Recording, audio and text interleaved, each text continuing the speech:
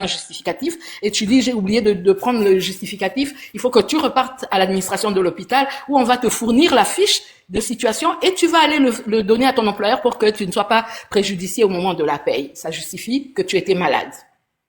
Ici, Marcelo, je ne sais pas ce qu'il a fait, mais il y a quand même beaucoup d'ombre. La personne rentre à l'hôpital. Nous, quand la personne meurt à l'hôpital, quand c'est par la voie de l'hôpital, alors on appelle le médecin. Comme moi, je suis infirmière en pratique avancée, j'appelle le médecin, je commence la réanimation. Le médecin arrive, on n'arrive pas à réanimer la personne déjà, comme vous dites maintenant, moi j'apprends de la jeunesse. La personne déjà. Et donc, elle est déjà devant tout le monde.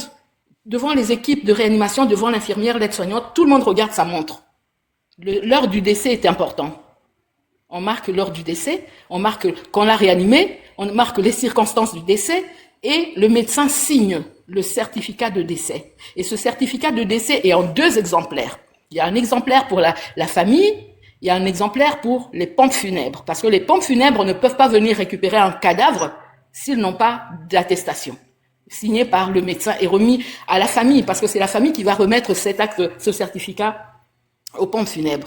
Donc, je ne vois pas comment la personne est rentrée à l'hôpital, qu'on n'arrive pas à trouver de traces, ni au niveau administratif, ni le médecin, ni rien. C'est un peu glauque. C'est un peu glauque. Parce que c'est cet acte de décès que les représentants viennent de dire, mais c'est quand même grave. Oui, il n'y a rien, il n'y a aucun élément. Et personne ne peut pas avoir d'ombre. Il ne peut pas avoir de cases pas remplies. Tout doit être rempli. L'état civil de la personne, son nom de mariée, son nom de jeune fille, son prénom, sa date de naissance. Tout ça doit y figurer, comme sur le certificat. Hein? Il peut pas y avoir. Et quand on meurt à l'extérieur, en fait, comme ça, la personne de la pompe funèbre, des pompes funèbres viendra récupérer le corps pour aller faire sa thanato, habiller la personne, la mettre en bière là-bas dans son cabinet de pompe funèbre. Il le sort de l'hôpital. Une fois que il arrive pour sortir le cadavre, il présente le certificat à l'entrée de la morgue de l'hôpital et c'est le service qui appose en cachet et qui lui délivre le corps. Avec une étiquette à la jambe, hein, tout ce qui fait que c'est la personne identifiée. Donc il y a un numéro avec le nom au pouce de la personne sur le lit de la personne, histoire de pas prendre un autre corps à la place d'un autre. C'est vraiment très très suivi. Ensuite, lui, il va en faire ce qu'il veut avec la famille qui va ramener le linge, qui va s'occuper de la mise en bière et qui va s'occuper du rapatriement. Mais tout ça aussi sous l'œil de la police. Parce qu'un corps ne peut pas être rapatrié sans la police et frontières. La police va venir apposer son scellé pour que on ne puisse plus changer de corps. C'est très important. Mais quand la personne n'est pas arrivée à l'hôpital, comme pour moi, la personne n'est pas arrivée à l'hôpital.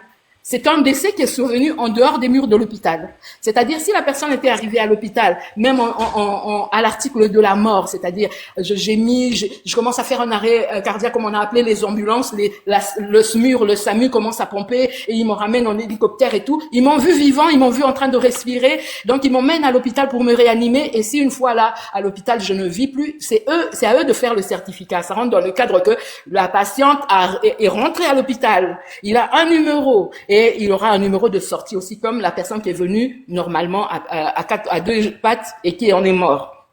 Maintenant, quand il meurt à l'extérieur, qui c'est qui constate le décès? C'est Marcelo, qui dit que, je me suis réveillée, ou bien j'ai été me promener, j'ai laissé ma femme ici, elle ne respire plus, elle ne vit plus.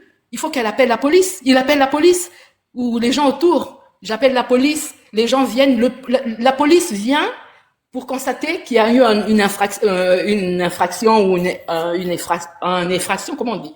On a cassé les murs, on a bousillé, il y a eu du vol et il y a un cadavre ici. Donc la police va appeler le médecin légiste. Il peut pas toucher, il faut que la police scientifique arrive sur les terrains. Et c'est cette police scientifique qui va commencer à prendre des empreintes, à voir, à constater que la personne est décédée. Et on va aller maintenant faire les heures de décès par rapport aux scientifiques là-bas. Maman, oui. Est-ce que tout ce que vous décriez là, n'a pas été fait? Mais non, oui, ça a été fait. Mais justement pour moi, à moins que la Turquie là soit une république bananière et que tout se fasse comme selon ce certificat là, ça c'est de la triche. Ça c'est une contrefaçon. Parce que si la police est arrivée, si le médecin légiste est arrivé, s'il a constaté le décès, et ils ont donné un numéro, ils ont donné à Marcelo l'autorisation de faire ce qu'il faut faire auprès des pompes funèbres, parce que la personne est décédée à domicile. Même ici, si la personne décède à domicile, on va plus l'emmener à l'hôpital, on l'amène à la morgue des pompes funèbres. Mais on l'amène sous constatation de la police. Voilà. La police doit être là. Voilà, mais on ne trouve plus de traces. On ne va pas trouver des traces à l'hôpital, en fait. Ouais. Mais on va trouver des traces aux pompes funèbres, mais avec le numéro du médecin, le numéro, parce que chaque médecin a un numéro, même moi infirmière, j'ai un numéro. Même donc pour vous, Marcelo Tunasi, Bonjour à tous. Excusez-moi. Excusez-moi de vous couper. J'aimerais expliquer cette partie. Excusez-moi de vous couper. Donc, j'aimerais expliquer parce que j'ai déjà été en Turquie et j'aimerais expliquer pour ne pas qu'on me coupe. S'il vous plaît, laissez-moi aller jusqu'au bout parce que si vous me coupez, je vais m'embrouiller dans mes dires. D'accord? Alors, moi, j'ai été opérée en Turquie en 2021. Je suis allée faire un BBL, une réduction mammaire et une liposuction. J'aimerais bien préciser. Donc, il faut savoir que lorsque vous vous rendez en Turquie, tous les médecins qui vous opèrent dans les cliniques où vous allez ne sont pas forcément des médecins titulaires. Je ne sais pas s'il y a des corps médicaux dans le live. On appelle médecin titulaire un médecin qui travaille dans une clinique bien précise. Une ou plusieurs cliniques, d'accord? Il faut savoir que les gens qui font les démarches en ligne sur les opérations qui se font en Turquie sont des démarcheurs. C'est comme des gens qui vendent des maisons et qui vous disent, moi je vous trouve la maison, vous me donnez tant. Donc quand on vous prend et on vous emmène en Turquie, on vous fait opérer par un médecin. Le médecin qui vous opère va non seulement vous faire enregistrer, mais par lui-même et par l'infirmière qui se trouve dans la chambre, chose qui veut dire que votre document d'enregistrement ne sera pas forcément à l'administration en bas. Si c'est un médecin qui n'est pas titulaire, laissez-moi aller jusqu'au bout, s'il vous plaît. Donc, il se peut, moi j'ai trois hypothèses. Il se peut que Madame Maman Blanche ait pu bien entrer dans une clinique, s'est fait opérer, mais par un médecin qui n'étant pas titulaire même de cette clinique-là, n'ait pas fait rentrer son dossier dans l'administration de l'hôpital. Je sais pas si vous comprenez ce que je dis en fait. Parce que en Turquie, il y a beaucoup de cliniques. Vous allez voir des cliniques qui font des BBL et tout, mais c'est pas les médecins même titulaires, même de la clinique là qui vous opèrent. Madame, moi, je suis corps médical justement. Même ici en France, c'est un peu comme ça. Et en France, Voilà. il y a des médecins qui viennent comme à l'hôpital américain. Je vous donne un exemple. Je travaillais à l'hôpital américain, qui est un des hôpitaux les best. Hein. Ils ont des médecins particuliers qui viennent en chambre examiner. Mais le passage dans le bâtiment du médecin et de la patiente, il figure. Peut-être que c'est pour ça que je dis, madame, si on réellement ne peut pas héberger quelqu'un. C'est comme à l'hôtel, on ne peut pas héberger quelqu'un. Laissez-moi aller jusqu'au bout. Laissez-moi aller jusqu'au bout de ma pensée. Si vraiment elle s'est fait enregistrer, il y a trois hypothèses. Soit le pasteur Marcelo a tout le dossier complet qu'il ne veut pas donner à la famille. Ça, c'est un. Parce qu'il faut notifier ça aussi. Tu ne peux pas aller te faire opérer en Turquie sans signer un document. Il y a ce qu'on appelle une décharge. Lorsque mais madame, écoutez, moi je reprends ma parole. J'étais justement en train d'y aller. Hein. Je n'ai pas fini de parler par rapport à la question que Cordon m'a posée. Et là-dedans, dans ma réponse, il y a cette partie que vous allez expliquer là. C'est que quand tu vas aller avec ton patient à l'hôpital, tu emmènes ta personne. C'est la personne qui va comme pour Maman Blanche. Elle dit, je vais aller me faire une réduction mammaire ou une BBL, je sais pas, une liposuction. C'est elle qui prend la décision d'aller se faire opérer. Donc, elle aura un document sur lequel elle va apposer son oui, sa date et dire que j'accepte, je donne je le fais. Voilà, elle va signer un document. De m'opérer. Et ensuite, il y a un deuxième document, c'est la personne de confiance. Madame Tunasi, c'est elle qui va donner le nom de la personne de confiance, s'il vous plaît. Exactement. La personne de confiance, c'est mon mari, c'est ma fille, elle peut choisir qui elle veut. Oui. Voilà.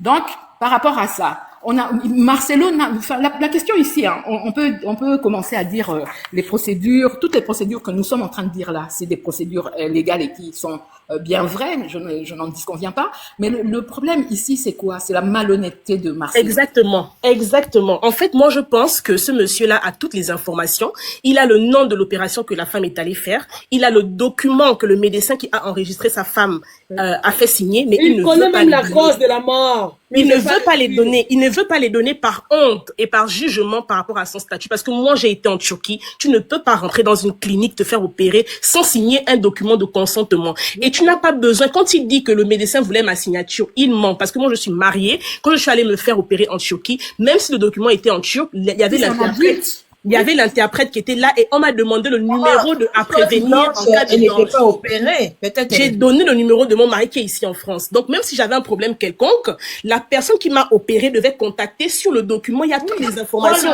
Il y avait mon nom, il y avait le nom de mon mari et son numéro de téléphone à appeler en cas de problème. Donc, Marcelo a toutes ces informations. En fait, le but de la personne Attendez, il y a une question ici. Après, je vais prendre Cavalerie parce que ça fait longtemps qu'elle est entrée ici. Il y a une question ici.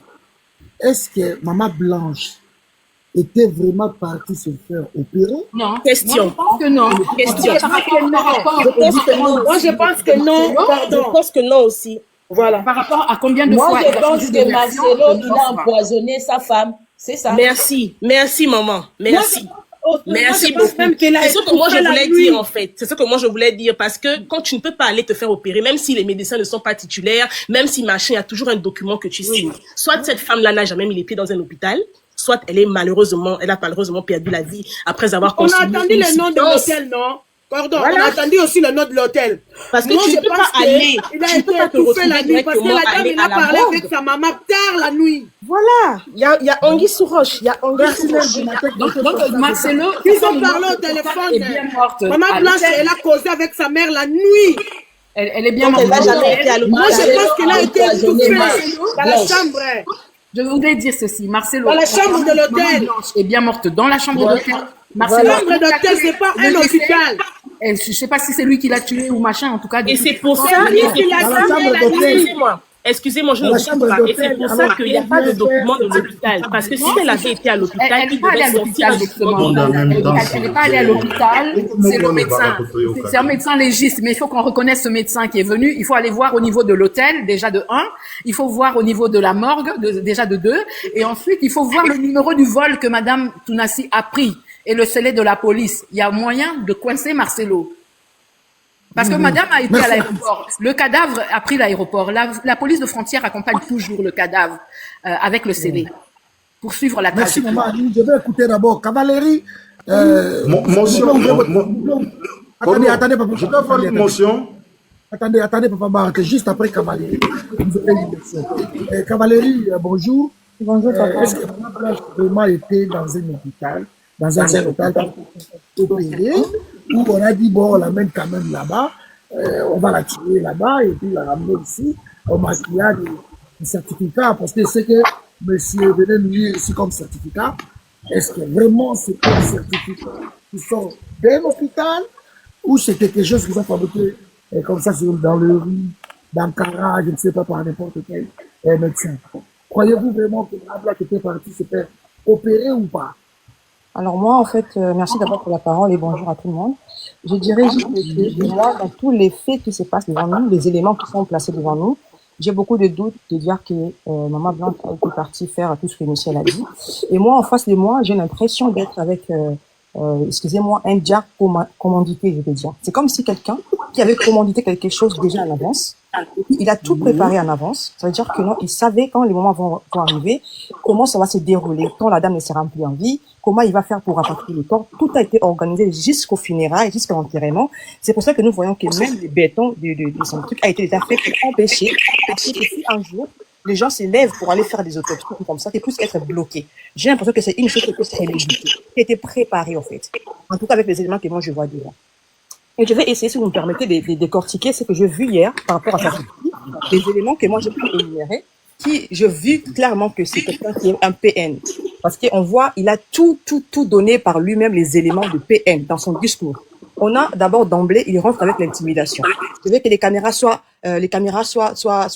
allumées. Comme ça se passe sur Internet, la réponse sera sur Internet. D'abord, il commence d'abord par choquer. Parce que les PN, ils commencent comme ça. Ils commencent par un entrée-pied brutal pour essayer de choquer l'émotion des gens. Donc, du coup, ils commencent par ça. Après, ils descendent sur tout ce qui est, je peux dire, j'avais écrit, tout ce qui est condamnation et culpabilité. Donc, du coup, il dit aux autres que, voilà, vous êtes mes amis, vous avez vu comment ma femme et moi, nous étions, mais vous me défendez pas. Donc, il commence à installer la condamnation et la culpabilité aux gens qui sont autour de lui, pour que les gens puissent se sentir coupables de ne pas défendre la personne. Parce que les PN, ils sont comme ça. Ils aiment être entourés et qu'on puisse les défendre. Parce que c'est ça comme ça qu'ils exercent, en fait. En gros, ils oublient qu'on peut être dans un mariage. On peut être dans un mariage, mais on va montrer même aux invités ou à la famille tout ce qu'on veut qu'ils voient, en fait. Si on veut pas qu'on puisse voir la manipulation ou qu'ils puissent voir la violence conjugale, on va l'empêcher qu'ils puissent les voir. Même s'ils viennent chez vous, chez nous tous les jours, mais si on veut pas qu'ils puissent regarder ce qui se passe réellement dans notre couple, ils vont pas les regarder. Mais lui, il veut condamner les gens qui voient seulement ce que lui et sa femme montraient aux gens. Mais alors qu'en interne, on a vu les audios qui sont sortis, des audios que lui-même n'a même pas contesté, parce qu'il a bien dit que si un jour lui, son enfant, lui appelle, il pense pas qu'il va enregistrer l'enfant. Donc on est dans une, je veux dire, affirmation des audios. Il reconnaît que Maman Blanche a réellement parlé avec sa famille. Il reconnaît que la voix là, c'est la voix de Maman Blanche. Et puis on va descendre après l'accusation. On est maintenant à une personne qui veut commencer à être maintenant dans son rôle des pervers narcissiques. C'est-à-dire que non, il commence maintenant à manipuler, à se mettre dans la peau des victimes et dans la peau du sauveur. C'est-à-dire que non, lui, il veut du bien aux autres, mais la famille qui est là pour pouvoir escroquer l'argent. Comme ça, quand il met la famille devant ce genre d'accusation, ça va les discréditer devant les réseaux sociaux. Tout ce qu'ils diront, les gens vont pas croire parce qu'ils vont dire que non, ils sont venus pour l'argent. Comme ça, lui, tout ce qu'il va dire, les gens vont dire, oh oui, ils sont là pour l'argent, pas pour Marcelo, pas pour les enfants. Donc tout ça, c'est la manipulation. Et puis il descend. Narcissique, hein. Il descend clairement. Après, il commence à dire maintenant les choses comme quoi lui, c'est un enfant de Dieu. Il faut pas qu'il pousse en vouloir aux gens qui lui veulent du mal. Parce qu'il veut sortir même dans son discours pour une personne qui est tellement bienveillante, qui vient du bien. Mais en face de lui, il a des gens qui veulent de l'argent, de son héritage, de son gagne-pain, en gros, je peux dire. Et le pire dans ça, l'église qui applaudit ce genre de choses. On sait très bien que quand un pasteur prêche la parole devant Dieu, la chair, et ça devait être et rester pour Dieu. Donc, quand tu es en train de parler des choses qui sont personnelles, tu te mets devant la chair et pas derrière, parce que ça vient de toi. Mais le message, il nous montre clairement que son église, c'est son ministère à lui seul. C'est lui qui est le patron, c'est lui qui est le Dieu de cette église-là. Il se met là où il devait normalement prêcher la parole de Dieu, mais lui, il se met là pour parler de son histoire personnelle. Donc, on est dans une situation qui nous montre clairement ces gens-là, c'est leur gagne-pain, en fait. C'est leur gagne-pain. Mais ces gens qui sont là-bas, je ne sais pas qu'est-ce qu'ils veulent encore de plus pour se réveiller, pour voir à quel point ces gens sont des manipulateurs, qui sont là que pour leur propre gagne-pain, en fait, et qui manipulent les opinions des gens. On est dans un Congo où il n'y a même pas les pains qui a baissé. En aucun moment, ces gens-là, ils ont dit aux gens, partez dehors, réclamez votre droit, et des choses comme ça. Mais quand c'est leur patrimoine qui est en train de partir, ils disent aux gens d'aller me défendre, allez me défendre, parce que les personnes ainsi sont comme ça. Moi, tout ce que j'ai voulu apporter, c'est ça, en fait. J'ai pas envie de parler beaucoup, mais j'ai voulu aussi faire comprendre les gens que non, les personnes narcissiques sont comme ça, en fait, ils évoluent comme ça, leur façon de faire. Merci beaucoup de m'avoir donné la parole. Merci. Cordon, je vais travailler. Si je peux juste dire un petit mot, je voudrais dire ceci. N'oublions pas que Marcelo a été fou à un moment de sa vie. Et c'est pas moi qui le dis, il l'a dit dans une des vidéos. Donc, il a été dans la folie, soi-disant, parce que il voulait pas accepter le ministère que Dieu lui avait confié. Donc, il mangeait du papier et tout ça. Est-ce que c'est pas une vraie folie? Et qu'il avait une camisole chimique, il prenait un traitement. Et qu'à ce moment-là, maintenant, comme Blanche en connaissait trop et qu'elle voulait en faire trop, il a décompensé. Et il a emmené, comme font tous les comment on appelle les animaux sauvages de la jungle là. Il a isolé Blanche en l'emmenant là-bas, commettre son forfait, et puis voilà, la ramener.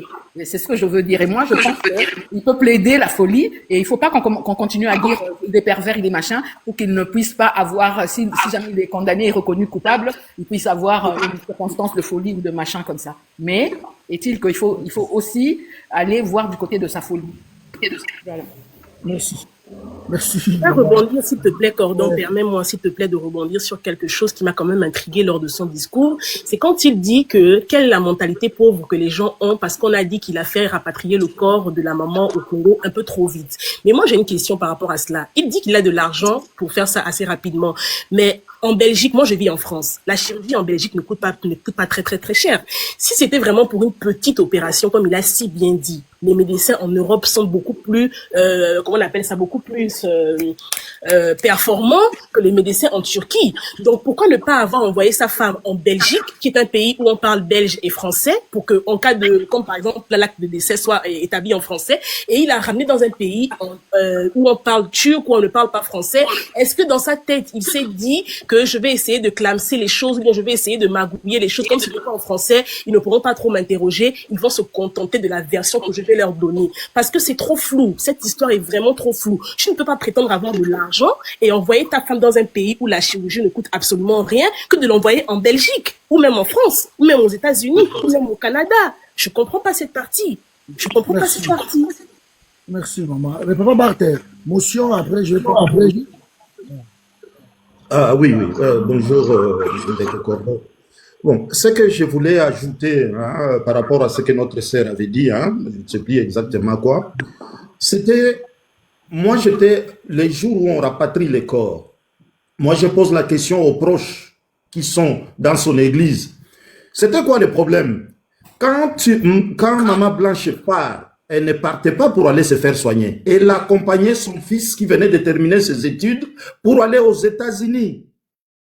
Alors moi, je n'ai pas compris comment elle s'est retrouvée en Turquie. Et c'était le samedi qu'elle était partie, qu'elle accompagnait son fils aux États-Unis pour aller étudier pour son inscription et consort. Et on dit le pasteur l'avait suivi le dimanche. Alors, donc, la dame était avec son enfant ou ses enfants. Mais pendant tout le récit, on ne nous parle pas de la présence des enfants. Qu'est-ce qui s'était passé? Où étaient passés les enfants à ce moment-là? Ça, c'est ma question. En écoutant ce que les gens disent, ou les audios, au fait, où on dit que non, la femme voulait les quitter. Est-ce que ce n'était pas le moment où la femme, j'accompagne mon fils et je vais rester avec mon fils là-bas, toi, reste avec tes histoires. Est-ce que les gens qui connaissent l'histoire, ce n'était pas le départ définitif de la femme pour aller, sous prétexte d'aller accompagner seulement son fils et de rester avec son fils là-bas? Ça, ce sont des questions qu'il faut se poser. Parce que quand elle quitte, c'est pas, elle partait pour se faire soigner en Turquie. Et comme la maman venait de le dire, les choix de la Turquie, pour les gens qui ont les moyens, moi, j'ai les moyens, je n'envoie pas ma femme aller se faire soigner en Inde ou en Turquie. Je l'envoie en Suisse, je l'envoie aux États-Unis, je l'envoie en Belgique, je l'envoie en France. Ça, ce sont des questions qu'on se pose.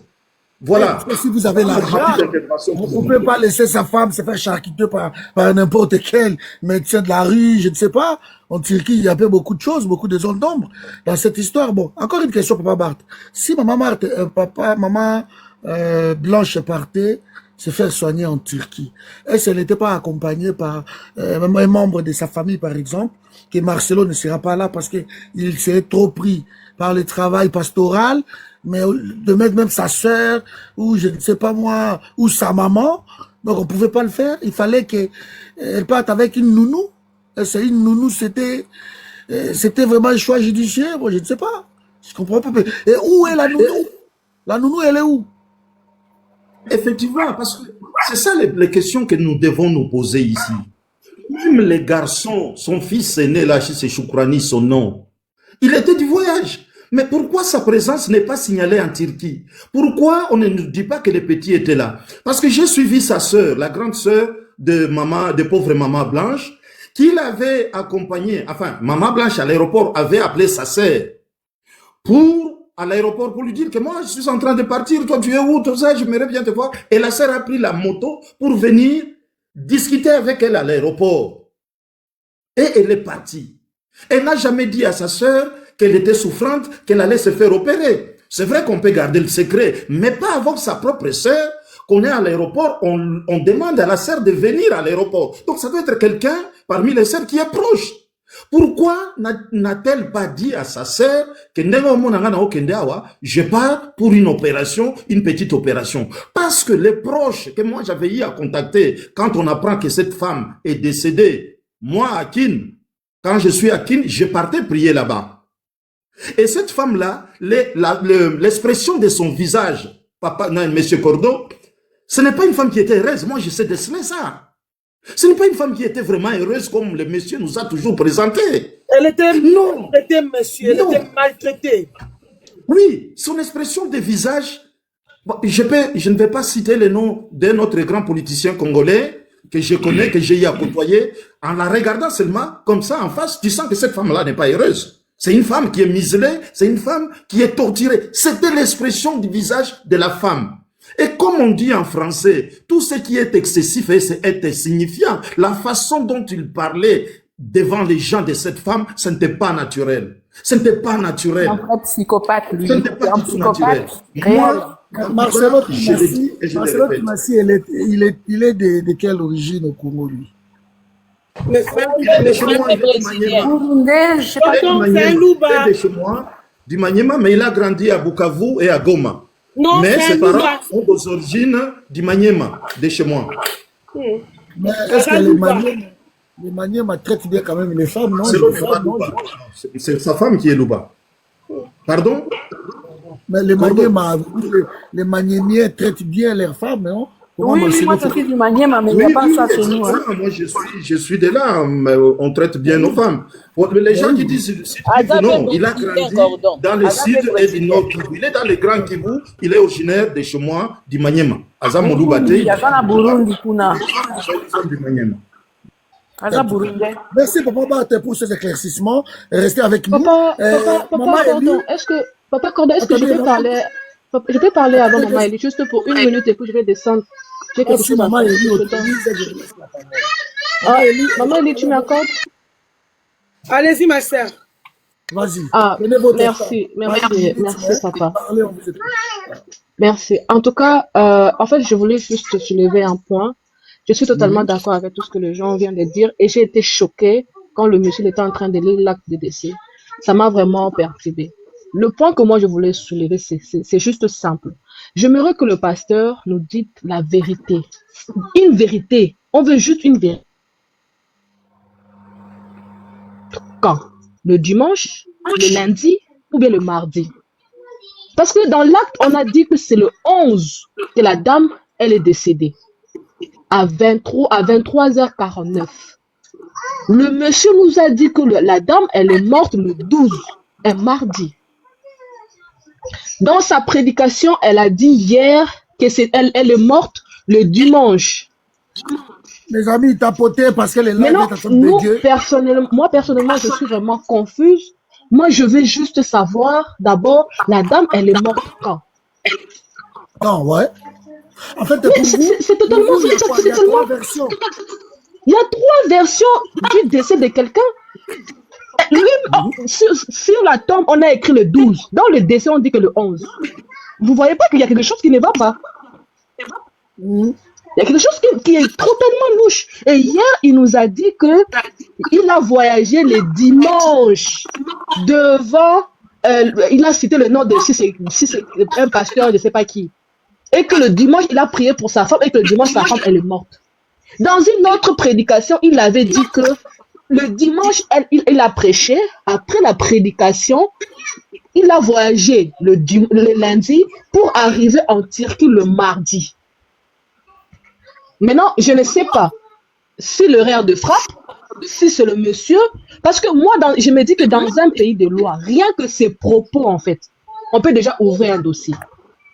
Rien que le propos de pasteur Marcelo, je suis désolée, mais on peut déjà entamer quelque chose. Mais je ne comprends pas pourquoi jusque-là, le Messie vient nous faire de vœux sur la mort de sa femme et personne, que ce soit surtout ceux qui sont à l'église, se rendent compte que non, hier il nous a dit A, aujourd'hui il nous dit B. Mais ils sont là seulement en train de dire Amen, Amen, Amen. Oui, oui, oui. Et je ne comprends pas. Et c'est lui qui nous dit que non, nous qui sommes sur le front, nous sommes des gens qui sont malades. À l'église, ne vous étonnez pas, ces gens-là sont devenus des fanatiques de leur pasteur. On les a Mais prêchés la dame, elle est morte quand? Apparemment, il y a sa maman qui a dit qu'elle a parlé avec son enfant jusqu'à minuit, c'est à 2h du matin. Mais là, on apprend que la dame, elle est morte à 23h49. C'était quel jour qu'elle est morte à 23h49? Pour pouvoir faire tous les documents à tel point que je ne sais pas si le docteur là, c'est lui le président, c'est lui le major. Donc, il fait tout. Donc, c'est le médecin qui fait tous les papiers pour faire sortir un corps dans un pays. Je sais pas si on vit dans un monde imaginaire, mais si dans le monde que nous vivons, on connaît quand même comment l'administratrice ça fonctionne.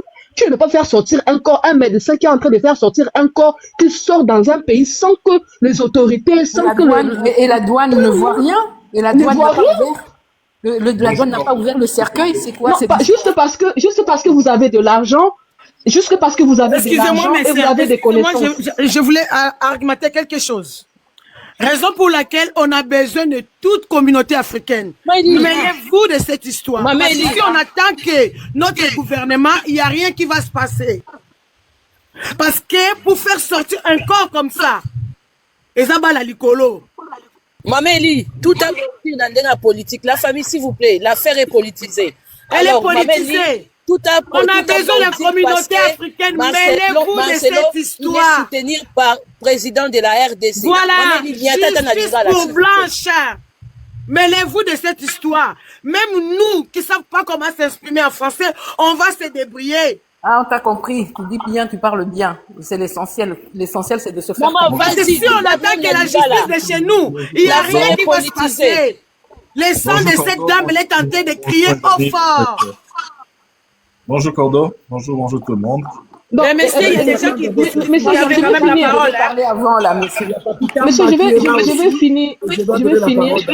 je vais citer juste un mot. Maintenant, si la dame, elle est morte le 12 à 23h49, c'est-à-dire que on devait le faire sortir le mercredi. Par contre, le corps est arrivé à qui le mardi. Donc, c'est-à-dire que l'air qu'on a écrit sur l'acte n'est pas exactitude aussi. Non seulement l'hôpital, non seulement on ne sait pas si la dame elle est morte en quoi, et en plus de cela, moi j'essaie de demander, ma soeur qui est en bas de chez moi, mais dis-nous un peu, quand est-ce que quelqu'un fait un crise cardiaque? Parce que j'ai regardé sur Google m'explique que crise cardiaque et arrière cardiaque c'est des choses différentes. Parce que toi, tu es corps médical, tu peux nous expliquer mieux quand est-ce que quelqu'un fait une crise cardiaque et quand est-ce que quelqu'un fait un arrêt cardiaque. Parce que le monsieur, il a dit qu'après l'opération, la dame, elle a fait une crise cardiaque. J'aimerais un peu savoir. Une crise cardiaque, c'est une crise d'angor. Une crise d'angor, c'est comme une angine de poitrine. C'est une douleur à la poitrine qui irradie derrière et puis voilà. Mais est-ce que quelqu'un peut faire ça lors de l'opération? C'est-à-dire pendant qu'on est en train de l'opérer? Non, pendant l'opération. Ça, c'est l'arrêt cardiaque. Pendant l'opération. Non, mais comment lui parle de crise cardiaque? Comment lui parle de crise cardiaque? Oui, voilà, lui parle de crise cardiaque. Il ne sait rien, il dit ce qui lui vient dans la tête. Lui, il a préparé plusieurs versions. Et moi, je voulais rajouter une chose ici.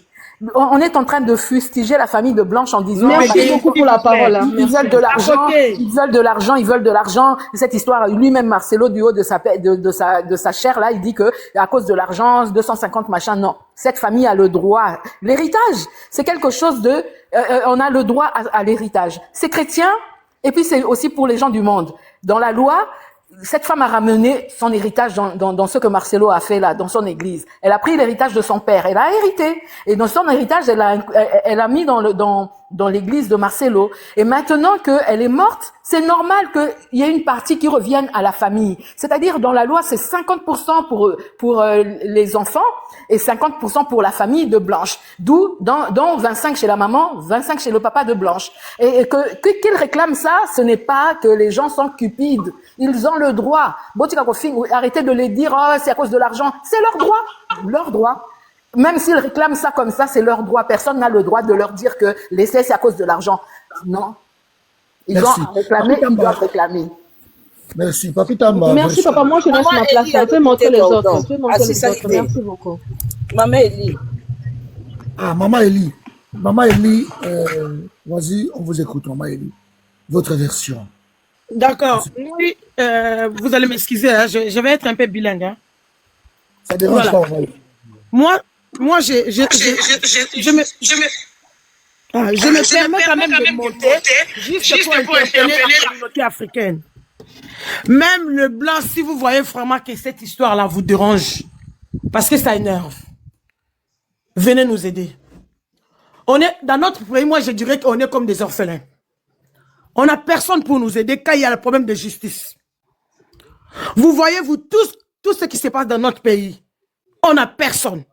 On aimerait bien que tout le monde écrit sur cette histoire. Ceux qui connaissent bien l'administration, communiquer en ligne sur l'Internet, comme tout à l'heure, il y avait, je crois, Roro qui était là. Essayer de faire des bruits jusqu'à ça va monter au président turc. Tout le monde va se mêler de cette histoire. Ça montre bien que le sang de cette jeune dame est en train de crier au fort dans le monde. Si il y aura encore quelqu'un qui va oser encore de faire ça, ils vont voir déjà la sort, ou si, je sais pas si on dit les sœurs ou la sort de Marcelo. Parce qu'on est fatigué avec nos charlatans des pasteurs dans notre pays. Dans notre pays, en dehors des présidences au gouvernement, après, et ce sont des pasteurs. On a colonisé, nous, peuple, on n'a rien à dire, on n'a rien à faire, parce qu'ils sont avec le gouvernement en place. Tout le monde le sait. Bo sungabiso, bo edebiso, likambo esila. Cordon, maman Gigi a ganga, mais maman Gigi a le baraka, bo solo. Marcelo a foutu batou, pas possible. Il y a des gens, ils sont payés par Marcelo. Moi, je vais témoigner à Haut-Fort. Même Mama Congo, on lui a proposé 70 000 euros. Elle a parlé sur son live. Elle a refusé l'argent. Même les gens que Mama Congo, elle a reçu en inbox, comment on les appelle même? Comment on les appelle? En français. Donc, les gens là qui partaient chercher des gris là-bas. Maman Congo les a envoyés chez les d'autres chroniqueurs de chez nous. Aujourd'hui, l'autre chroniqueur, les commence déjà à changer la parole parce que après, on les a proposé l'argent. Tout est dans les réseaux sociaux. Tout est dans les réseaux sociaux. Il est en train de payer même les serviteurs de Dieu pour faire monter partout, semer la zizanie pour commencer à venir nous contredire. Mais ce qu'ils oublient qu'il est temps de Dieu, c'est le temps de Dieu. Et ils sont pas des serviteurs de Dieu.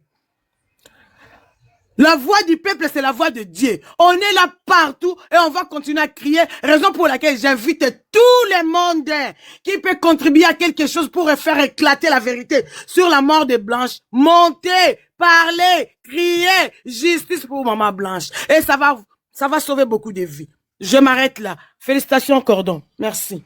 Merci. Papi Tamba, c'est quoi votre version de l'histoire? Est-ce que Maman Blanche a été tuée ou sa mort a été orchestrée par le pasteur Marcelo Pinassi? C'est ça la question de Papi Tamba. Merci, Cordon. D'abord, je commencerai par vous saluer et saluer tout le monde. C'est plutôt inhabituel. Il y a au moins ça montre que vous affichez un grand intérêt à ce sujet. Je vais répondre à votre question dès l'abord en disant que nous n'avons pas de moyens d'investigation pour arriver à certaines conclusions, pour confirmer qu'elle serait mise à mort ou pas. On peut se limiter à poser des hypothèses et à regarder un peu la vraisemblance ou l'invraisemblance de l'histoire que Marcelo lui-même nous a produit. Aucune recherche ne commence par les réponses. Les recherches ont pour vocation, c'est de trouver les réponses. Première question qui fait un hic dans mon intelligence, c'est quoi? Partons de l'hypothèse qu'elle n'est pas décédée à l'hôpital. Si elle est décédée quelque part d'autre que l'hôpital, Marcelo ne peut pas avoir accès au corps. C'est d'abord le procureur de la République qui doit d'abord mener les investigations nécessaires et Marcelo n'aurait pas cette possibilité de rapatrier le corps aussi facilement et aussi rapidement. Parce que le procureur allait d'abord prendre son temps pour toutes les investigations. Ça, j'ai dit dans l'hypothèse où elle n'est pas décédée à l'hôpital. Si elle est décédée à l'hôpital, il faudrait dans ces cas que sa mort soit déclarée comme une mort naturelle pour que le procureur ne puisse pas se saisir du corps et que Marcelo puisse avoir les moyens de l'acheminer aussi facilement au pays. Donc, ces deux hypothèses me permettent de croire que sa mort a été constatée, sa mort a été déclarée naturelle pour que Marcelo puisse l'acheminer aussi facilement. Mais maintenant, dans la communication de Marcelo hier, il a dit certaines choses qui pour moi, je pense, devaient susciter certaines interrogations dans nos intelligences et lui demander d'apporter plus d'explications. C'est comme s'il s'est tiré une balle lui-même au pied. D'abord, Marcelo n'est pas le premier à perdre une femme. Peu importe les circonstances ou les conditions, mais je n'ai jamais vu un veuve qui vient de perdre une femme, qui se reproche de rien, éviter la voie judiciaire, éviter les voies naturelles et coutumières, pour commencer à proposer de l'argent à la belle famille.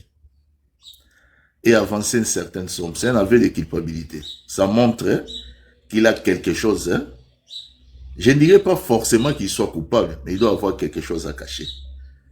Même le fait président Mobutu qui avait perdu, pendant qu'il était président, il avait perdu son épouse, Maman Cessé. Il a beaucoup d'argent. Il avait beaucoup d'argent, certes, mais en tout cas, il n'a jamais tenu une réunion avec la famille de Maman Cessé pour parler argent. Ces genres de choses se règlent naturellement, coutumièrement et aussi judiciairement au cas où, donc ça peut se régler sur le plan judiciaire, s'il n'y a pas un accord au niveau de la famille. Les comportements de Marcelo sont faux, son comportement.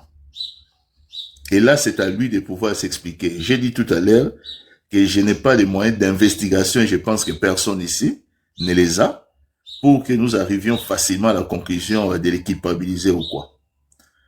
Ça, c'est la première chose. La deuxième chose, on ne parlait pas d'une femme qu'on a perdue il y a à peine 1 an de la manière qu'il a parlé hier, c'est-à-dire sans remords, bien au contraire avec des termes arrogants. T'as un bébé? C'est tout de même étonnant. Il y a des choses qui m'ont choqué. Premièrement, que si il a pu évacuer le corps de sa femme assez rapidement, que les autres qui sont peut-être pauvres, je ne saurais pas répéter les mêmes mots qu'il a utilisés, mais il faudrait que ces gens-là qui n'ont pas les moyens, qui vont attendre des cotisations, puissent considérer que leur esprit de pauvreté peut aussi habiter Marcelo. Ça, c'est choquant. Nous parlons de sa femme qui venait de décéder il y a moins d'1 an. Et j'ai pas senti des remords dans ce genre de propos. Deuxièmement, considérer que ce qui les critique, alors que plusieurs critiques ne sont que des questionnements. Mais les questionnements, moi je trouve fondés, mais considérer que c'est les derniers de la classe, donc ils réfléchissent comme les derniers de la classe, c'est encore de l'arrogance qui n'avait pas sa place d'être. Donc cette affaire n'a pas encore livré tous ses mystères. Et les propos de Marcelo méritent à ce que l'affaire soit relancée. Marcelo, hier, s'est tiré une balle. Papi, est-ce qu'au niveau du droit congolais, je crois que le guide est monté, je me sens le guide, Papi, est-ce qu'au niveau du Congo, est-ce que le procureur ne peut pas ouvrir une enquête judiciaire, par exemple? Il faut quoi? Il faudrait bien quoi? Bien sûr, pour des raisons. La première raison d'abord, c'est que l'affaire est encore en cours, c'est-à-dire qu'il n'y a même pas de délai de prescription. Deuxièmement, les faits tels qu'ils sont présentés, ne serait-ce que par les propos de Marcelo, comme il y a des zones d'ombre, peut amener à ce que le procureur de la République qui aura pour vocation de chercher à établir la vérité, parce que cette affaire, il faut seulement voir le nombre de personnes qu'il y a dans ces lives, montre qu'il y a une clameur publique. Le procureur de la République a intérêt, en tant que celui qui défend la société, quand il y a une forte clameur publique, c'est d'ouvrir les dossiers pour la manifestation de la vérité. Donc aujourd'hui, on ne devait même pas se poser des questions. Normalement, l'enquête devait déjà, c'est-à-dire l'instruction préliminaire, devait même déjà être ouverte. Marcelo, aujourd'hui, ne serait-ce déjà entendu. Pourquoi est-ce que le procureur de la République ne le fait pas? Ça, je ne le sais pas. Ben oui, parce que là, je trouve c'était un peu bizarre tout ça. Il fallait quand même entendre Marcelo. Non, il y a clameur publique. Il y a clameur publique. Il y a trouble à l'ordre public dans ces dossiers. Nous sommes à 3000. Les gens qui sont connectés, c'est plutôt rare dans le panel. Il faut les reconnaître. Et c'est il y a un micro qui fait un retour qui me dérange un peu. Donc, à ces jours, vu les zones d'ombre que présentent ces dossiers, les procureurs de la République devraient, ne serait-ce qu'en phase préjuridictionnelle, ouvrir un dossier. Ça, c'est clair. Bon, il ne le fait pas. Moi, je ne sais pas justifier cela. Je n'ai pas de réponse à apporter là-dessus. Mais ne perdons pas l'essence de la mesure. Soyons un tout petit peu prudents, parce que rappelons-nous toujours de ces principes que tous les juristes connaissent dans une procédure criminelle, que mieux vaut un coupable, mieux vaut 100 coupables en liberté qu'un seul innocent en prison. Nous ne devons pas nous forger une intime conviction sur base des rumeurs. C'est un dossier criminel où il nous faudrait avoir des réponses précises sur base des investigations. Il faudrait que des investigations très sérieuses soient menées. Pourquoi pas qu'une commission rogatoire parte de la RDC pour aller vers cet hôpital, si elle était décédée à l'hôpital, bien entendu, ou pour aller enquêter en Turquie, avoir des pièces, des éléments matériels qui peuvent montrer soit la culpabilité ou soit même l'innocence de M. Marcelo. À ce jour-ci, moi j'étais à la place de Marcelo avec ses avocats et il se sait innocent. Marcelo devait être le premier à solliciter qu'un dossier soit ouvert. Surtout que il a un certain rang à préserver, une certaine dignité en tant que pasteur. Il devrait se mettre à la disposition de la justice parce que ça peut se faire. Vous vous rappellerez dans l'affaire des prostituées de Toulouse en France, avec celui qui était le maire, qui était mis en cause, je veux dire injustement. Cette personne s'est constituée lui-même devant la justice pour demander à ce que l'enquête soit menée dans son dossier et à la fin, il a été totalement blanchi. J'ai oublié son nom, il était le président de l'équivalent, c'est ça qui c'est.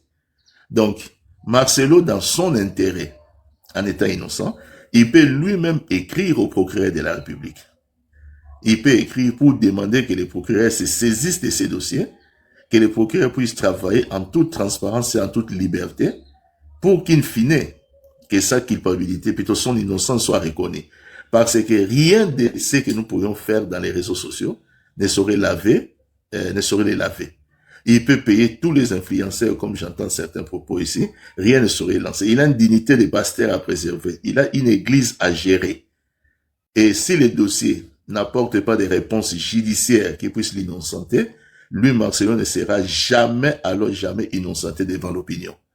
Donc, il faudrait que, aujourd'hui, que la Donc, justice... il est protégé par Félix Tshisekedi. Voilà. Oh. Moi, je ne suis pas dans la politisation de ce dossier. Moi, je reste au niveau des faits. J'essaie d'apporter une petite analyse au niveau des faits pour qu'on soit un peu cohérent dans la démarche. Quand même, papi, on suivra l'acte de décès de tout à l'heure que notre ami bien-aimé nous a fait voir lire ici. C'est quand même un peu bizarre, cet acte de décès. Ceci démontre non, pardon. J'avais posé une question en bas. J'avais posé une question en bas à monsieur, les représentants, je crois, qui avaient lu cet acte de décès. Les représentants, ouais. Oui, je lui ai posé la question en demandant tout simplement si cet acte était authentique. Il ne m'a pas répondu. Tout ce qu'il a dit, c'est seulement que non, cette question est bidonneuse. Je crois que c'était ça les termes qu'il avait utilisés. Mais sauf que ça ne répond pas à ma question. Mais papa, papi, l'État congolais s'est impliqué dans l'affaire, il y a Alessandra. Pourquoi? Non, les gars est différent. Le cas est différent parce que si vous le constatez, le problème de Marcelo, il faut le voir sous deux volets. Le premier volet, ça a pris un peu une ampleur quand il a annoncé son mariage, mais c'était pas comme aujourd'hui après sa communication d'hier. C'est aujourd'hui que l'État maintenant peut s'en mêler parce que comme je suis en train de dire que sa communication d'hier, je ne sais pas qui l'a conseillé. Qu'est-ce qu'il a dit exactement en quelques mots hier? Mais non, c'est-à-dire, comme premièrement, Marcelo n'a manifesté aucun remords en parlant de son épouse qui est décédée il y a à peine 1 an. Ouais. Les termes qu'il a utilisés avaient plus le mérite de nous offenser. Hein, je parle en tant que Congolais. Si on était la famille de Marcelo, la famille plutôt de son épouse, on serait plus offensé qu'apaisé. Les termes qu'il a utilisés. Il y a d'abord un manque de sagesse criant, parce qu'on ne vient pas fustiger des gens qui ont perdu leurs frères, leurs sœurs, même si c'est vrai, c'est une histoire d'argent. Mais ils pouvaient bien, parce que ça reste dans un cercle privé, ils pouvaient bien s'en passer et puis dire que nous sommes en train de régler les problèmes avec la famille, point barre. Mais la manière dont il a utilisé, les termes qu'il a utilisés, surtout quand il a parlé comment on appelle ça, des derniers de la classe, quand il a parlé des gens qui sont pauvres qui voudraient bien quitter leur esprit de pauvreté en lui, tout ça, ça, ce n'était pas indiqué. pour quelqu'un qui parlait d'une situation touchant la mort. Monsieur Papi, même le lieu choisi pour faire sa sortie médiatique, est-ce qu'à l'église, ça lui permet de le faire? Non, les gens sont venus à l'église pour écouter la parole de Dieu. Non, vous savez, moi, je sais ce que je pense de tous ces pasteurs-là. Je ne vais pas les dire ici parce que je peux peut-être offenser leurs fidèles. Mais ces gens, pour moi, ils n'ont pas de respect, d'abord envers Dieu, et ils n'ont pas de respect envers leur propre culte qu'ils doivent rendre à Dieu. Mais non, Donc, ce ne sont pas des serviteurs de Dieu. Il faut même pas cacher tout ça. Ce ne sont pas des serviteurs de Dieu. Et à partir de, j'ai suivi Tourambouma tout à l'heure, je crois que nous tous, nous devons partir en guerre contre ces charlatans. Parce qu'on les fait du mal, on fait pas, nous, on va pas combattre Dieu. Mais ce ne sont pas des serviteurs de Dieu. Il faut qu'on se le dise. Non, moi, personnellement, on est clair. je vois les problèmes autrement. Je vois les problèmes autrement parce que, d'abord, la responsabilité ne peut pas être collégiale ou collective hein, lorsqu'on reproche à une personne un acte. Ça, c'est je crois plutôt Félix, il va corrompre tous les gouvernements européens pour laisser ces charlatans venir ici. Parce qu'à partir que nous, par exemple, nous, le CAC, si on retrouve un pasteur quelque part en train de prêcher, par exemple, Marcelo, Denis, Lessi, tous ces charlatans à la con, on va les adresser, je crois. Pardon, moi, je voulais compléter un peu, Monsieur Papi, si vous permettez, s'il vous plaît. Oui, bonjour. Oui, Cordon, il a complété. Oui, vraiment, je vais rester dans l'aspect vraiment juridique. Hein. Ce qui m'intéresse, en fait, dans tout ça, bon, le décès, c'est comme chacun peut dire qu'il y a encore ombre et qu'il y a des points qu'il faut élucider par la justice, bien évidemment, et que la famille, si elle se sent lésée, elle doit saisir les instances compétentes pour éclaircir ou voilà, qu'on essaye d'élucider un peu le décès de Maman Blanche. Ça revient, c'est une responsabilité de la famille, il s'agit des parents proches. S'ils sentent qu'eux, ils n'ont pas compris une situation et tout, ils peuvent. Après, je ne sais pas si les fidèles, non, je pense pas. Je crois que la famille doit saisir les instances compétentes pour qu'il y ait éclaircissement un peu sur ce point. Et l'autre chose qui est intéressant à Koleka, c'est le fait que le pasteur Marcelo a Zui Maloba, à Zoloba, j'ai promis de donner 250 000. Maman, le guide, je demandais vraiment si on pouvait rester sur cela, ils vont foncer, ça c'est une bonne chose. S'il vous plaît. Ah, en français, d'accord. Le fait que le pasteur Marcelo, non, il n'y a pas de problème, il n'y a pas de problème. Le fait que le pasteur Marcelo dise devant sa chair qu'il a promis de donner 250 000, moi, ça me dérange, je suis très mal à l'aise. C'est un aveu. Je sais pas pourquoi. Ça frise. Ça me dérange. Pourquoi? Parce que le pasteur Marcelo,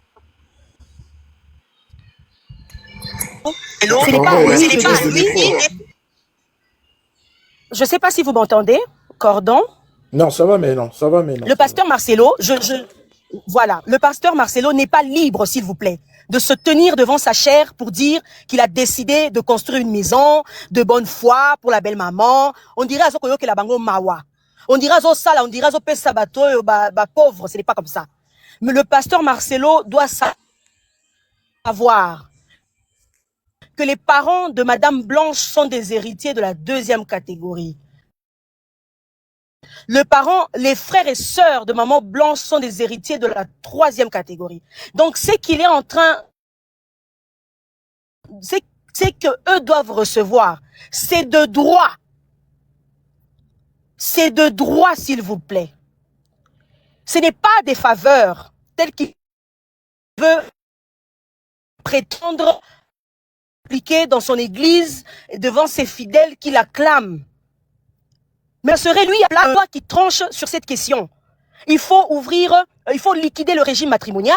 Après avoir liquidé le régime matrimonial, dans leur cas, c'était le régime, je crois, de communauté de biens, parce que les hommes africains, les Congolais et tout ça. Maman le guide, si c'était, est-ce que pasteur Marcelo et Maman Blanche, c'était marié en communauté de biens, si c'était ça, Marcelo. Oui, mais on ne sait pas, c'est ça, papa Cordon, on ne sait pas quel était leur régime. Alors, c'est ce que je suis en train d'expliquer. S'ils étaient mariés sous le régime de communauté universelle, c'est le régime que les Congolais choisissent beaucoup. Beaucoup plus, tous les Congolais, femmes, hommes et femmes, quand ils sont très amoureux, ils choisissent la communauté universelle des biens. C'est le régime qui est vraiment choisi en République démocratique du Congo. Vous voyez? Donc, s'ils se sont mariés sous ce régime-là, monsieur doit liquider le régime matrimonial. Après avoir liquidé le régime matrimonial, on va ouvrir la masse successorale. Quand on ouvre la masse successorale, on va inventorier tous les biens de la défunte. Vous comprenez? Il y a là-dedans les actifs et les passifs, c'est-à-dire Nyongo, les dettes et les crédits, les créances et tout ça. On met tout ça dans l'héritage. Et maintenant, c'est l'héritage là de Maman Blanche qui va être donné. Maman les guides, s'il vous plaît. D'autant plus que les autres. Maman les guides, s'il vous plaît. Pour le cas de Marcelo, je pense que demain, même Marcelo déjà l'a avoué, c'était pour une communauté de biens. Alors, dans ce cas, peut-être que dit la loi dans ce cas? Parce qu'hier, il a avoué, c'était par communauté de biens. Mais un instant, il avait dit bien que c'était pour les enfants. Ils ont fait ça pour leurs enfants. Il a dit ils ont fait ça pour leurs enfants, pas pour eux. C'était pour leurs enfants. Tout ce qu'ils ont fait, c'est marqué dans... Ouais. Yes, ma'am. Les enfants sont d'autant plus héritiers.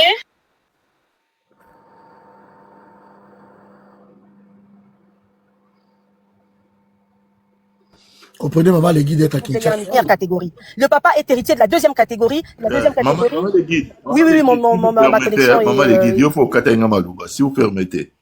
Il y a une précision à faire parce que moi j'ai trouvé le pasteur Marcelo hier très subtil quand il a parlé de leur régime. Quand on parle de la communauté des biens, les gens veulent limiter ça à la communauté universelle des biens comme vous l'avez expliqué. La communauté des biens peut aussi être aux acquets. Donc nous ne savons pas si c'était une communauté des biens aux acquets ou bien si c'est une communauté universelle. Lui s'est limité seulement à parler de la communauté des biens. Est-ce que, papi, pourquoi Marcelo laisse ce flou continuer? Ça fait pas son affaire. Je suis en train de dire ceci. Je suis en train de dire que Marcelo, hier, sa communication l'a tué. C'est-à-dire, des gens comme nous autres, si nous commençons à nous intéresser dans cette affaire, c'est parce que, l'ayant suivi hier, nous avons remarqué qu'il y a plusieurs zones d'ombre. Et si moi, maman de Guide parle de l'action que sa famille peut bien saisir la justice, elle a raison. Mais le procureur a aussi les droits, vu la clameur publique. Oui, d'enquêter. Ne serait-ce que pour... Papi, s'il vous plaît, il ne faut pas appeler Marcelo pasteur. Pasteur en quoi? Il a fait quoi à RDC? Sans émotion, hein. Moi, je sors. Il y a papi, je vous demande la permission. Mon cordon, je sors, hein. Juste 2 minutes. Je voulais poser juste une question, si vous pouvez me permettre, parce que je suis en train de sortir. Là, je m'apprête pour sortir, s'il vous plaît, si ça vous dérange pas. Ouais, si ça vous dérange pas. Moi, je voulais juste poser une question. J'ai écouté la façon que le monsieur en question a lu l'acte de décès de Maman Blanche. Et l'acte de décès là, elle a dit que c'est la maman de Maman Blanche qui l'a remis ça.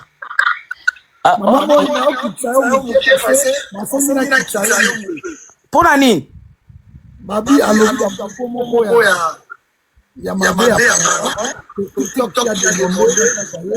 Nalobi à propos ni?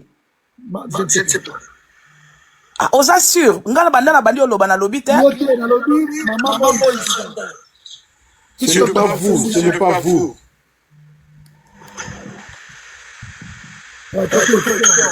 Ah, c'est pas moi. Ok, d'accord.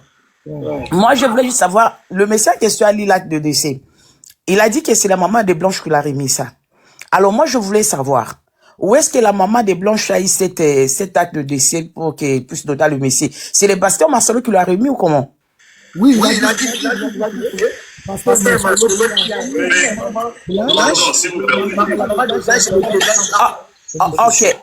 Ok. Maman Blanche a décidé. Par rapport à ce sujet, un acte de décès, vous devez savoir que la signature dans un acte de décès, c'est un élément substantiel. Un acte de décès n'est valide que lorsqu'on connaît les médecins qu'il a établis, qui doit aussi avoir la qualité d'un médecin légiste, et qui doit signer et authentifier ces documents. Monsieur Papi. Non, laissez-moi d'abord finir parce que moi je descends. Je finis d'abord ma question parce que moi je descends. Oui, vous allez y revenir. S'il vous plaît, je vais juste apporter un éclairage sur l'acte de décès et le certificat de décès. Vous devez savoir que le certificat de décès, c'est un acte, c'est un document médical. C'est un médecin qui délivre le certificat de décès plutôt. Mais dans le cas de l'acte de décès, c'est un officier civil. Donc, c'est la mairie qui donne ça. C'est un peu ça ce que je voulais un peu donner de l'éclairage. Ok. Vous avez raison, mais moi je parle de la signature. Un document non signé, un document de cette valeur non signé, s'apparente à un faux. C'est tout. Bien sûr que oui. Et il faut même qu'il y ait la signature de la mère. Écoutez-moi d'abord que je finis parce que moi je descends, c'est juste une question. Moi je voulais savoir. Nous tous on attendit. C'est un peu flou l'acte là. Mais pendant tout ce temps-là, la maman avait gardé ça pourquoi? Parce qu'il y a de cela une année que la maman blanche est décédée. Pourquoi ils n'ont pas venir déclarer toutes ces choses qu'ils sont en train de déclarer ça aujourd'hui après une année? Vous voyez pas que ça a pris beaucoup de temps? Il avait remis ça quand? Il avait leur remis ça quand l'acte de décès là? Parce que ils essaient dans le mariage annoncé par le pasteur Marcelo. Bon, on refuse que je l'appelle pasteur. C'est l'annonce du mariage de Marcelo qui a fait que la famille de Maman Blanche perd tout espoir dans les négociations en cours et que pour eux, ils considèrent que les dossiers partent maintenant du point zéro. Mais les problèmes étaient encore internes et c'est confirmé par les propos de Marcelo lui-même. Marcelo a fait des révélations qui montrent qu'effectivement, il y avait des pourparlers. De là, ça peut s'expliquer. Okay. Merci, papa. Et je vais écouter un peu Mwami.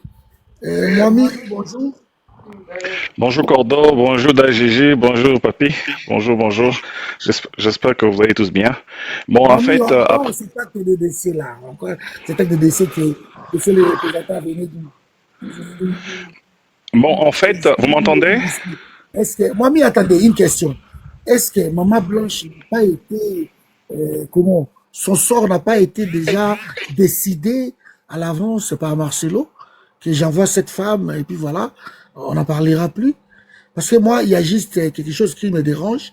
Sa femme est morte aujourd'hui, demain, on vient, on prend la femme, on vient, et puis voilà, on l'enterre, et basta, personne ne me parle. Et jusqu'à ce que je vais me marier, et les gens disent même qu'il attend 3 ans, lui, il a dit non, pour moi, une année, pour vous, vous voyez que c'est une année, mais pour moi, une année là, c'est 3 ans. Donc Marcelo est en train un peu de... Ces actes n'honorent même pas la famille de la défunte. Est-ce que trouvez-vous que Pasteur Marcelo n'a pas décidé, entre guillemets, parce qu'ici, il reste encore présumé, de la mort de sa femme? On expédia directement, on dit, bon écoutez, on va s'en débarrasser là-bas, parce que si peut-être c'était ici, au Congo, peut-être les soupçons, je ne sais pas. Donc en Turquie, on verra qu'il... En fait, à suivre les déclarations de tout le monde ou les assumptions de tout le monde, surtout celui de M. Barth, hein, on tient à avoir aussi une assumption qui peut être acceptable ou rejetée. Dans ce sens que, pour moi, à entendre tous les débats ici, je tends à tomber dans une conclusion à dire qu'il y avait un accident dans la mort de la défunte, un accident qui est survenu et qui a coûté la vie à la défunte. Comment cela? On a essayé d'élaborer le monsieur en tant qu'une personne non pas seulement évasive, mais aussi une personne impulsive. Et dans son impulsivité, qu'est-ce qui s'est passé? Il a pris l'avion, il a suivi sa femme qui était partie en Turquie, pas pour des raisons médicales, mais pour des raisons de transférer les enfants vers les États-Unis. Et en arrivant là-bas, il y a eu des échauffourées ou des échanges entre mari et femme qui déjà avaient un problème précédemment. Et quelque chose est arrivé. Soit la femme a été poussée, elle est tombée par accident, elle a cassé son cou. Soit elle a été étranglée, chose qu'il n'y a pas d'autopsie qui ont confirmé cela. D'où, revenant à l'analyse de Papi Tamba, il faut qu'un procureur puisse se saisir de l'affaire, puisqu'il y a une tollée publique maintenant. Le procureur, en se saisissant de l'affaire, il va ordonner ce qu'on appelle une exhumation. On va exhumer les corps. Les gens qui sont en train de faire la cagnotte, je vous qu'on est en train de demander une cagnotte de 10 000 €. Cette cagnotte peut servir, n'est-ce pas, à payer des médecins légistes et des gens qui sont spécialisés dans les autopsies. Ces autopsies-là vont déterminer exactement, si la femme avait subi une opération qui peut être vérifiée, s'il n'y a pas de documents sur ça, ça veut dire le cas échéant de l'opération. Qui va demander cette autopsie? Ce n'est pas un Congolais lambda qui demandera l'autopsie. Est-ce que c'est Marcelo qui va demander l'autopsie de cette femme? En fait, qu'est-ce qu'il y a? L'officier public, qui est comment on appelle ça encore, le juge ou encore le procureur, il a droit en tant que personne d'état civil ou État de réclamer sous demande de la montée ou la tollée de la population qui veut en savoir plus, puisque la dame était aussi une personnalité publique, si je ne me trompe pas, à un certain moment, parce qu'ils ont des gens qui les suivent. Donc, le procureur, en fait, peut ordonner, dans ce sens, comme Papy avait expliqué, il peut ordonner à ce que le corps de la défunte puisse être exhumé et puisse être examiné par des gens, une institution indépendante qui va donner des résultats d'autopsie qui vont clairement... Monsieur Momi, s'il vous plaît, oui. Vous savez combien coûte l'exhumation, monsieur Momi? Vous voyez les presses. Non, en fait, ce n'est pas question de... Et même en Europe aussi, même ici en Europe, ce sont des examens ou bien des autopsies qui ne se font pas tous les jours. Hein. Ça coûte beaucoup d'argent. Moi, je pense qu'il y a de faits. Avec le fait, le ministère public peut juste s'arrêter juste là où il y a de faits. Parce qu'il y a de faits qui prouvent à ce qu'il y a quelque chose qui se passait. Bon, en fait, l'exhumation demande beaucoup d'argent. C'est pas facile. Les faits dont vous faites mention. Quelqu'un qui parle de $1 500 ici en bas. L'exhumation au Congo, c'est $1 500. C'est pas beaucoup d'argent. Voilà, les faits dont vous parlez, monsieur Alem, en fait, au niveau du Congo, non, en fait, si vraiment le procureur veut, on peut. Le problème, c'est la justice congolaise qui pose problème. On peut terminer un peu la continuité des idées. En fait, comment vous dites encore? Le coût de l'exhumation, le coût dont vous parlez, ou encore ce qui se passe actuellement, c'est un fait, nous sommes basés tous sur un fait de oui-dire, donc ça va de bouche à l'oreille, les assumptions, ainsi de suite. Donc, l'officier d'état civil ou encore le procureur de la République peut, en ce cas, dans le besoin de la justice et aussi dans les besoins de justifier monsieur Marcelo, je pense, il peut aussi accepter, s'il est innocent, il peut accepter à ce que l'officier ou encore le procureur puisse exhumer les corps et exécuter une procédure d'autopsie sur la défunte afin de clarifier l'air. Sinon, ces problèmes, comme Papi Tamba l'avait mentionné, le public continuera à condamner les messieurs et cela ne va pas s'arrêter. Et ce sera un bruit qui sera généré d'une manière éternelle, ça va tellement l'embêter. Donc, tout ce que nous conseillons ici, ou tout ce que notre point de vue ici est simple, c'est qu'il y a eu un accident, la dame a été soit étranglée ou encore elle est tombée par accident, elle a perdu la vie, et qu'il y a tous ces documents qui sont répétés, ou encore... il faut qu'il y ait exhumation de corps et examen, voir si réellement... Maman Blanche, c'était un accident alors.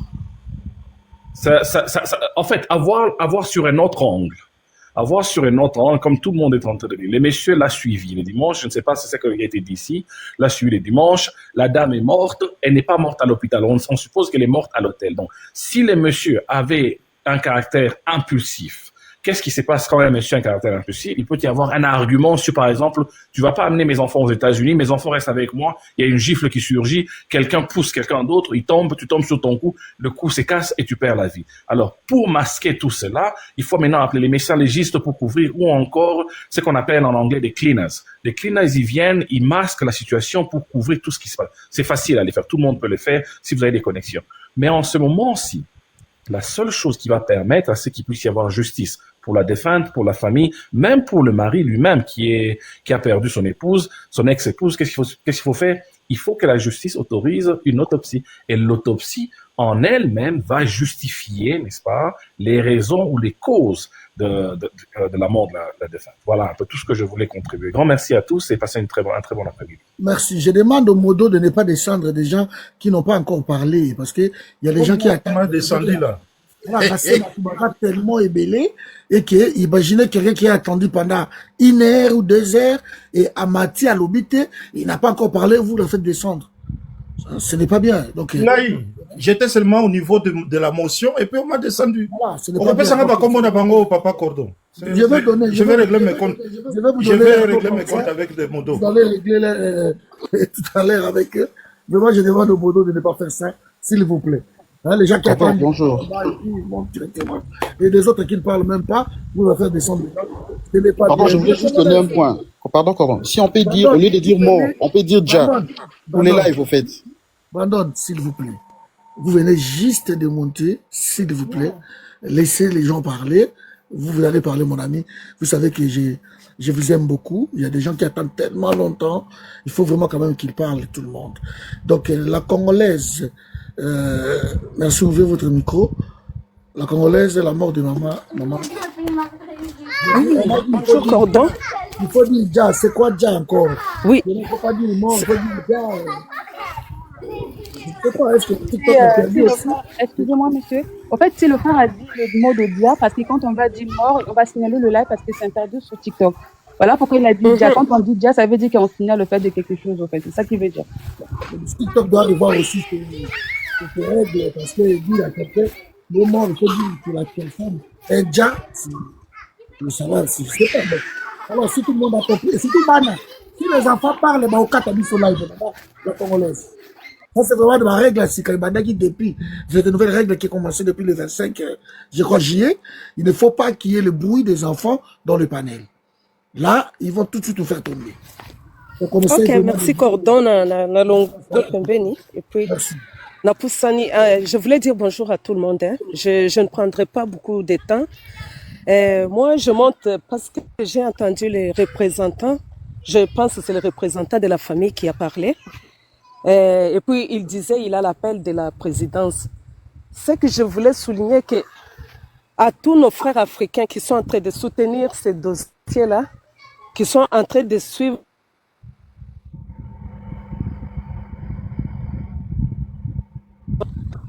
nous savons ce qui se passe au Congo. Les églises, les pasteurs des églises de réveil sont complices avec les pouvoirs en place. Alors, les églises comme la Compassion, c'est une église qui donne beaucoup de quoi à ces pouvoirs-là. Ils vont pas vouloir que leurs personnes soient comme accusées, comme amenées en justice. Comme hier, le pasteur avait souligné que la famille lui demandait 800 000 $.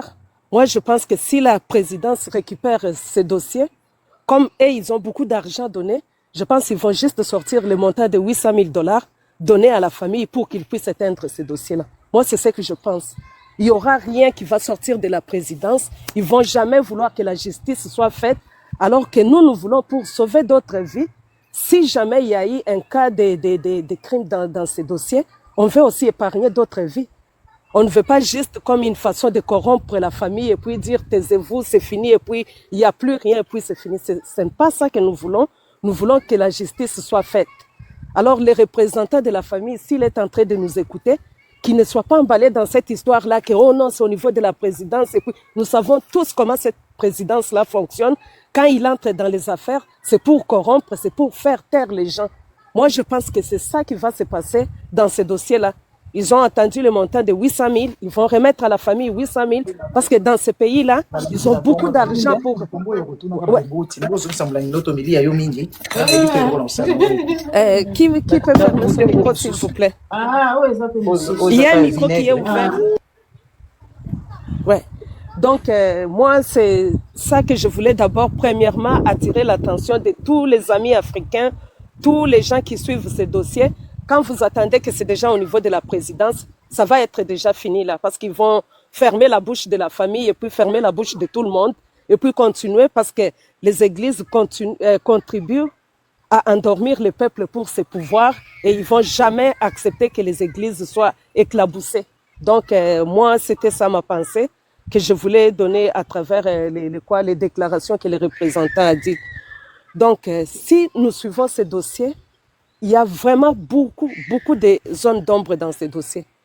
On n'est pas là pour venir accuser le pasteur Marcelo ou venir porter des accusations sur lui. On n'accuse pas, mais tout l'accuse. Oui, oui.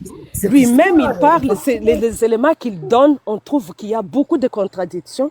Il y a beaucoup de zones d'ombre qui suscitent une enquête pour savoir réellement qu'est-ce qui s'est passé.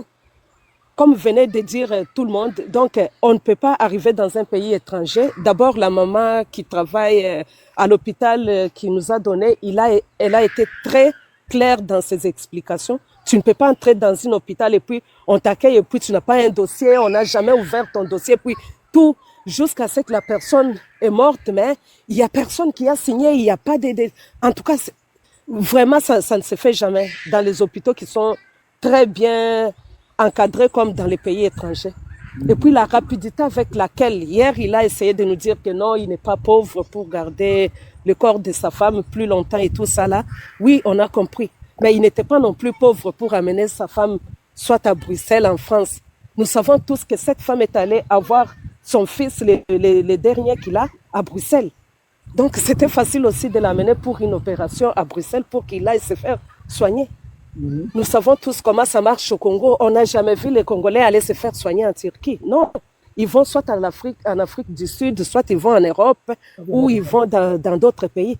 Mais nous, on ne sait pas que les Congolais commencent à aller se faire soigner en Turquie. Alors, comme il dit qu'il était riche, il pouvait amener cette femme-là dans un autre pays, qui est en Turquie.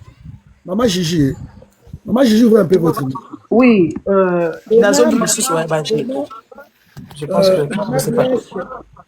Maman Blanche a quitté Kinshasa pour aller où et comment elle s'est retrouvée en Turquie, de faire opérer et directement et boum, on la ramène, on l'enterre directement. Donc, tout s'est passé d'une rapidité. Je ne comprends pas. Sa destination, c'était d'abord où, Maman Gigi? Bon, nous, on ne peut pas savoir la destination. On a vu en fait des vidéos le week-end ou la semaine avant que la personne n'ait déjà.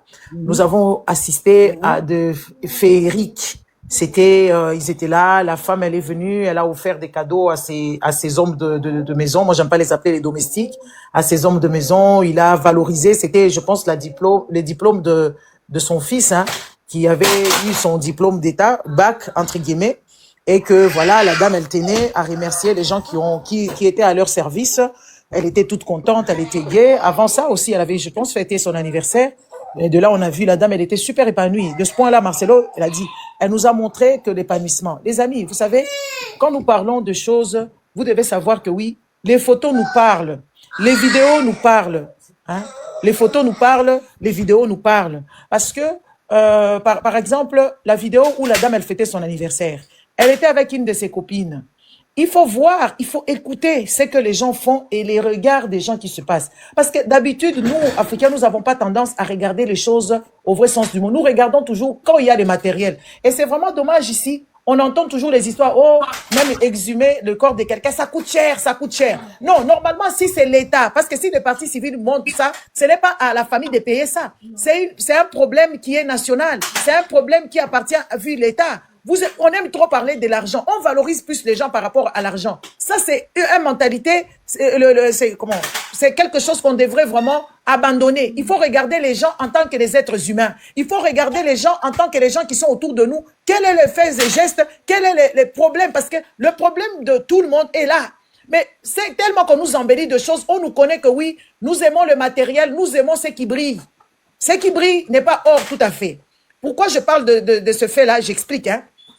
La dame, quand vous voyez la vidéo où elle fêtait son anniversaire, elle était mal à l'aise. Il suffisait qu'elle aille prendre une photo avec sa copine. Marcelo l'appelait. Ils ont râlé, elles ont râlé, les filles. Les filles ont râlé. Thelma et Blanche ont râlé de dire, ah, encore. Pour dire que Marcelo ne restait pas beaucoup de temps. Parce que Marcelo, c'est quelqu'un qui a cerné cette femme. Il faut qu'on se le dise. Cette femme était sous emprise de Marcelo. Même dans les vidéos, on nous parle, la dame, quand elle parle, elle dit oui, Marcelo, c'est lui qui décide quand est-ce qu'elle va parler, quand est-ce qu'elle va l'écouter, quand est-ce que c'est si. On voyait que oui, la dame, elle voulait décharger un peu le fardeau sur sa mère. Et sa mère n'a pas compris le jeu parce que souvent, quand nous, on nous épouse, les Congolais, souvent, je ne dis pas les autres gens qui sont ici, les Congolais, quand nous sommes mariés, on va en guerre. On va en guerre et on va dans les choses de quand il faut supporter parce que le mariage c'est un combat et puis le combat là ne s'arrête pas seulement dans ta maison avec ta belle famille et toutes les choses là. C'est ça les pathologies. En fait, quand nous venons parler de ces histoires ici des Blanches, il y a à boire et à manger. Il y a à boire et à manger. Blanche n'était pas d'accord. Elle était en conflit avec sa belle famille. Sa belle famille, c'était le père et la maman de Marcelo. Et Blanche s'est confiée à sa maman. Quand elle s'est confiée à sa maman n'a pas fait le boulot qu'il fallait. Sa maman n'a pas fait le boulot qu'il fallait d'aller rencontrer cette famille-là pour dire à cette maman-là de bien se comporter vis-à-vis de sa fille. Sa maman n'a pas fait ça. Alors, nous sommes ici, nous sommes en train de revendiquer quelque chose où il y a beaucoup de choses qui sont, c'est suspect. C'est suspect par rapport à ce que Marcelo nous a dit dès le départ. Moi, dès le départ, quand on a ramené cette dernière morte, Dja, j'étais pas convaincu. J'ai commencé à faire des lives. Les gens se sont fâchés, disent que oui, toi, tu es toujours là en train de dire des choses parce que, les amis, nous suivons des documentaires. Nous avons lu des livres. Nous voyons les faits divers dans les journaux. Comment est-ce que les gens se comportent quand il y a eu un problème déjà quelqu'un? Nous savons très bien. Alors, pour des personnes qui sont quand même avérées et les personnes qui voient des choses, les personnes qui veulent évoluer, les personnes qui ont l'intelligence, ils savent comment est-ce que les gens se comportent. Le comportement de Marcelo, c'est un comportement qui accuse beaucoup de choses. Soit c'était un accident. Et quelqu'un, quand il dit à une personne, la personne est désemparée, la personne ne veut pas qu'on sache que oui, voilà, il s'est passé quelque chose. Vous voyez? Donc, nous sommes ici, on a vu Blanche, mais Blanche, c'est qu'elle nous miroitait, c'était pas la vérité.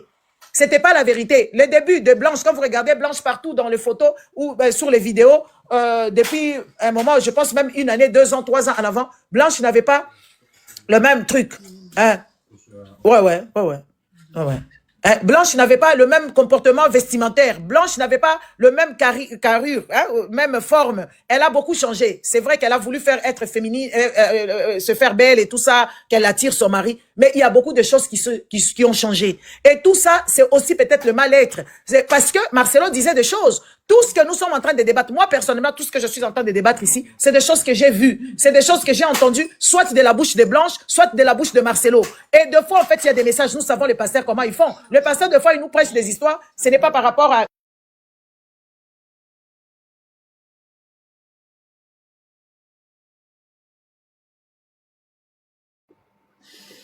Maman Gigi est partie, j'ai écouté Maman Princesse. Pour les personnes qui ont l'argent. Les personnes qui ont l'argent ne vont pas se soigner en Turquie. Ça, c'est clair. Les personnes qui ont une domicile, c'est qu'on entend, je ne sais pas si c'est vrai ou faux. Les personnes qui ont une domicile en Belgique.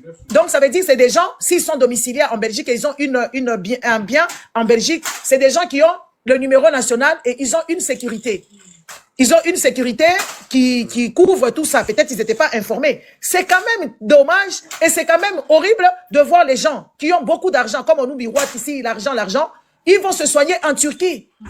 Les gens qui se soignent en Turquie, je ne dis pas que la médecine en Turquie c'est bas. Non, c'est le tourisme, la médecine touristique, chirurgicale, c'est touristique. Genre, c'est comme les gens qui vont se faire opérer aussi en Tunisie. C'est des trucs touristiques, ce n'est pas des trucs professionnels. C'est des gens à parcours de tête où l'attractif, le prix est bas. Donc, les prix sont tellement bas. Et puis, il y a beaucoup de dangers. Des dangers, nous avons vu des gens qui ont été déjà là-bas, ils sont répartis dans leur pays d'origine, sans cerveau, sans les histoires, les reins, tous les organes, n'y étaient pas, c'était juste des carcasses. Alors, moi, ce qui m'intrigue dans cette histoire, c'est de voir vraiment, les amis, tu es peut-être avec ta copine qui tombe quelque part, on l'amène quelque part, ou bien tu es avec ta copine, tu l'accompagnes à l'hôpital, on te dit que oui, voilà, quand tu l'as laissée ici, elle est déjà. Mais ça va m'inquiéter. Je n'aurai pas le courage de dire que oui, amenez-la, on va l'amener ici. Même une copine, ça ne se passe pas comme ça. Parce que quand les gens vont en Turquie, logiquement, ils sont toujours accompagnés de 2 personnes. C'est recommandé. C'est recommandé que oui, il faut que tu sois accompagné. Jamais tu iras te faire des opérations gravissimes seul. Il faut toujours être accompagné. En plus, moi, je veux dire ceci. Les amis, à quel moment ta femme, la mère de tes enfants, qui décède dans des conditions difficiles, et que toi tu es mystérieux, et que toi tu nous dis que, voilà, c'était la femme de ta vie, c'était tout pour toi, et que tu n'as même pas l'idée de dire que oui, voilà, il faut que tu puisses demander une contre-expertise